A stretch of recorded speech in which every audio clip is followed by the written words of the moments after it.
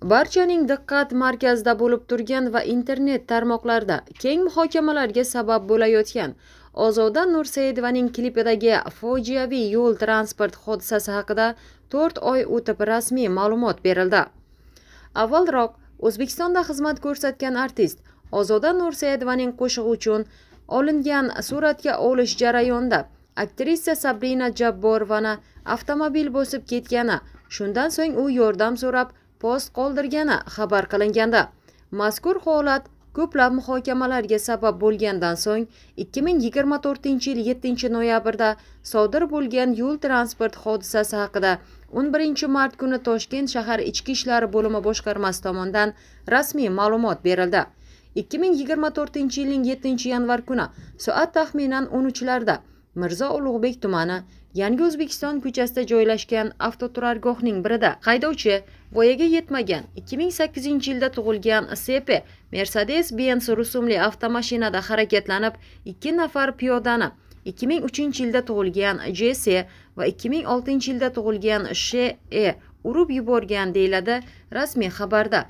Bildirilishicha, jabrlanuvchilar shifoxonaga olib borilgan. Sudga oid tibbiy ekspertizaning xulosasiga ko'ra, fuqaro SHEning holati og'irlik darajasi bo'yicha yengil tan jarohati, fuqaro JS esa og'ir tan jarohati deb baholangan.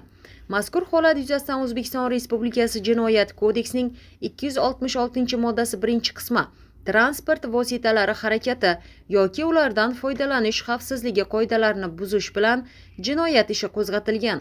Hozirda dastlabki tergov harakatlari tamomlanib, tegishli tartibda sudga yuborish chorasi ko'rilmoqda deyiladi xabarda. Qayd etish joizki, mazkur fojiaviy yo'l transport hodisasi sodir bo'lganiga mana 4 oy bo'libdiki, na Toshkent shahar Ichki ishlar bo'limi boshqarmasi va na yo'l harakat xavfsizligi bo'limi bu haqda ma'lumot bermay, hodisani jamoatchilikdan yashirib kelayotganda, jabrlanuvchilarning yordam so'rab murojaat qilishi internet tarmoqlarida ko'plab muhokamalarga sabab bo'lgandan keyin Ichki ishlar bo'limi boshqarmasi rasmiy ma'lumot e'lon qildi.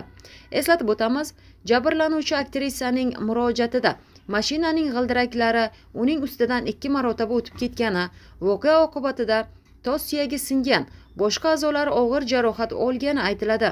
Shuningdek, 9 soatlik operatsiyadan so'ng bemorning hayoti saqlab qolingani, biroq jarrohlik amaliyoti noto'g'ri bajarilganligi oqibatida uning chap oyog'i o'ng oyog'idan 7 sm uzunroq bo'lib, qiz nogiron bo'lib qolgani bildirilgan. Qayd etilishicha, ayni vaqtda shifokorlar qizning salomatligini tiklash uchun uning tos suyagini sindirib, suyaklarini to'g'irlash kerakligi, bunday operatsiyalar juda kamdan kam holatlarda muvaffaqiyatli o'tishini aytgan. Uning so'zlariga ko'ra, suratga olish tashkilotchilar va boshqa aybdor shaxslar jabrlanuvchiga yetarlicha yordam ko'rsatmagan. Faqatgina 4 oy davomida filmni suratga olishda texnik qoidalarni buzganligi uchun jarima sifatida $500 to'lab turgan. Mazkur hodisa bo'yicha ish sudga oshirilgan, lekin hali sud jarayoni boshlanmagan. Aktrisa tergovchi unga ish materiallarini taqdim qilmaganligini aytgan. Shuningdek, u normal yurish qobiliyatini tiklash uchun chet elda takroriy operatsiya o'tkazishi kerakligini aytgan va jamoatchilikdan yordam so'ragan.